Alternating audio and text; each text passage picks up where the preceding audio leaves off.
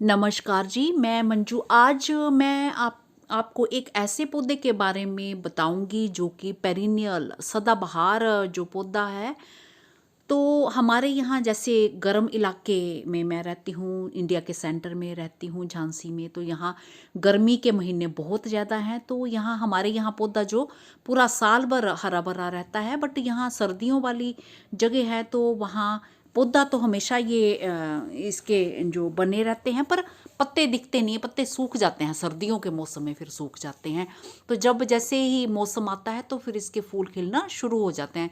थोड़ा गर्म मौसम तो मार्च से लेके नवंबर तक इसके फूल जो खिलते रहते हैं। तो इसे जो लगाने का सही टाइम है, बढ़िया टाइम, वो सितंबर अक्टूबर में। आप जो पहली बारी लगाना चाह रहे हैं तो सितंबर अक्टूबर में लगा सकते हैं, या फिर दिसंबर और जनवरी में लगा सकते हैं। तो अगर जिनके पास पुराने पौधे हैं, नए नए गमलों में, जहाँ छोटे छोटे पोट में, बोतल में भी ये लग जाता है, तो तब भी आप सितंबर अक्टूबर या फिर दिसंबर जनवरी में लगाएं। खूब अच्छी खाद बना के मिट्टी में खाद डाल दें, और अगर लकड़ी की खाद मिला दी जाए उसमें, लकड़ी का सॉरी राख, और लकड़ी जो सड़े गले हिस्से होते हैं ना पौधों के, जो उनकी खाद बनती है राख के साथ साथ, तो वो भी बहुत ही बढ़िया काम करती है। मिट्टी सॉफ्ट हो जाती है, तो बहुत ही बढ़िया अच्छे तरीके से ये खिलते हैं। तो बीच बीच में आप इन्हें लिक्विड फर्टिलाइज़र दे सकते हैं, जैसे पत्ते वगैरह जो खाद होती है उसे भिगो दें आप, 2-3 दिन भिगो के फर्मेंट कर लें, तो वो वाला पानी दें उसमें, तो बहुत ही बढ़िया अच्छा रहता है। तो मैं किस पौधे की बात कर रही हूँ, तो आपको ये जिज्ञासा हो रही होगी जानने की। तो चलिए, मैं अब आपकी जिज्ञासा जो दूर करती हूँ तो उस पौधे के बारे में बताती हूँ। तो मेरे गार्डन में बहुत सारे गमलों में, बहुत सारी जगहों में जो उसके पौधे लग रखे हैं, और किसी भी टाइम वो खिलने वाले हैं। तो सब काम धाम छोड़ छाड़ के सबसे पहले, अगर आपने इस पे काम नहीं किया है तो इस पे काम कर लीजिए। कई बार होता है कि ये गमले साल भर ऐसे फूल देने के बाद फिर ये पड़े रहते हैं, तो हम ध्यान नहीं देते हैं। खूब सारे घास फूस निकल आती है, तो हम सोचते हैं कि जब सीज़न आएगा खिलने का तो हम काम कर लेते हैं।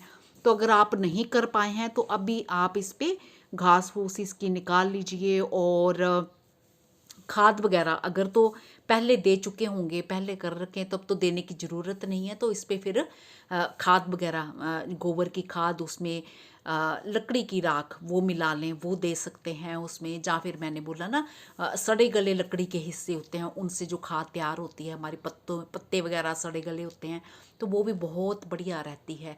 तो चलिए, मैं दिखाती हूँ मैं किस पौधे की बात कर रही हूँ। तो मैं इस प्लांट की बात कर रही हूँ, एमेरलिस लिली की बात कर रही हूँ। तो ये छोटी सी बकेट देखिए आपने, ये बच्चों के खेलने वाली, ये देखिए कितनी सी, ये इतनी सी है, जरा सी है, ये 4 इंची होगी। तो मैं पूरा अगर हाथ फैलाती हूँ तो 6 इंची बनता है। तो ये देखिए इतनी सी है, छोटी सी है। तो अब सब में इतने सारे बर्ड्स आ गए हैं, किसी भी दिन ये खिल जाएंगे। तो इस पे मैंने कोई ख़ास काम नहीं किया था। तो इसके जो सूखे पत्ते हैं इनमें भी खूब सारा नाइट्रोजन होता है। तो नाइट्रोजन के लिए आप अपने दूसरे उसमें भी डाल सकते हैं, जब खूबसूरत दिखाने के लिए इसको, इसमें से पत्ते निकाल के कट करके इसी में ही डाल सकते हैं, तो सड़गल के यही नाइट्रोजन का काम करेंगे। तो ये देखिए कितनी सारी कलियाँ बन रही हैं, अभी आ ही रही हैं। जितनी भी स्पाइक निकले, जितने भी प्लांट्स दिख रहे हैं, तो सब में जो है इसके जो कलियाँ आ रही हैं इसमें, और ये फिर खूब अच्छे से खिल जाएगा। तो अगर आप एक बल्ब है आपके पास, आप चाहते हैं खूब सारे बनाना चाहते हैं, तो पिछली वीडियो मेरे देख सकते हैं। तो आप इसके बड़े साइज़ के बल्ब को क्रॉस मतलब लगा के, कट करके वो आप लगा दीजिए, और खूब सारे प्लांट्स तैयार हो जाएंगे फिर। पर एक्चुअली वो बल्ब छोटे छोटे होते हैं, तो फिर फूल उनमें 3 साल के बाद आएंगे, जब वो अच्छे मेच्योर हो जाए। हेल्दी बल्ब होता है तो उस पर उसी सीज़न में फूल आ जाते हैं, और अगर बल्ब छोटे छोटे होते हैं तो फिर उसी टाइम उसी साल फूल नहीं आते हैं।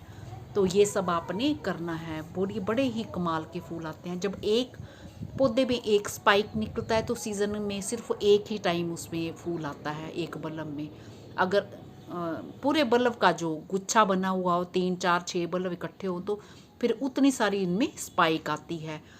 तो ये करना है आपने। और अलग अलग करना चाहते हैं, खूब सारे ढेर बल्ब भी हों, एक छोटे पोट में, या बड़े पोट में भी ढेर सारे बल्ब हों तो भी फिर फूल नहीं आते हैं, तो उन्हें निकाल दीजिए, किसी और उसमें छोटे छोटे गमलों में या बड़े किसी पोट में ट्रांसप्लांट कर दीजिए। और आपके एक ही सीज़न में पहले बड़े हेल्दी बल्ब होंगे तो पहली ही बारी में ही फूल खिल जाएंगे। तो बस यही सब केयर है इसकी। और खाद वगैरह देनी है तो लिक्विड फर्टिलाइज़र तो मैं पहले आपको बता ही चुकी हूँ कि किस तरह से आपने देना है। तो मेरा ख्याल है मेरे बहन भाइयों को ये वीडियो पसंद आया होगा, और जिन्होंने इस पे काम नहीं किया है तो वो फटाफट इस पे काम करिए। नमस्ते जी, शुक्रिया।